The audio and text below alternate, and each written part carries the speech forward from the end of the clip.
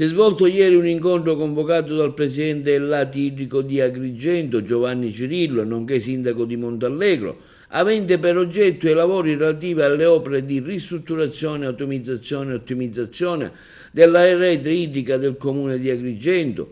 Il presidente Cirillo ha invitato alla riunione anche il sindaco di Agrigento Miccichè, la stazione appaltante, nella persona del direttore generale dell'AICA, Claudio Guarneri, la direzione dei lavori della società Omni Service Engineering, nel dottor Agnello. Alla riunione aggiornata oggi per mancanza del RUP ingegnere Triassi. L'incontro era presente anche l'ingegnere Fiorino Enzo Greca Lucchina, direttore generale del Lati Idrico. Purtroppo si è constatato come vanno a rilento i lavori di ristrutturazione della nuova rete idrica agrigentina. I lavori inaugurati, ricordiamo, in pompa magna alla presenza del presidente Schifani lo scorso 14 aprile e oggi oggetto di indagini, così come anche altre opere pubbliche da parte della Procura della Repubblica di Agrigento. Lentezza dei lavori che ha portato l'Idrico, nella persona del presidente, che è l'ente beneficiario del finanziamento per il rifacimento della rete idrica, a convocare una riunione urgente per fare il punto della situazione.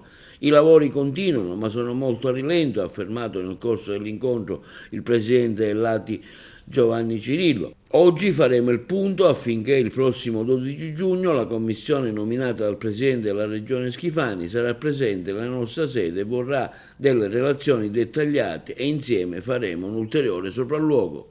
Ho convocato questa riunione tecnica con il RUP che non è venuto e poi con il direzione dei lavori e AICA per capire la tempistica e a che punto sono i lavori e se continuano. I lavori continuano, la tempistica siamo molto a rilento, tant'è vero che alle 12:30 abbiamo riconvocato il RUP per fare il punto realmente della situazione e capire se la ditta è in condizioni di continuare a fare questi lavori o meno.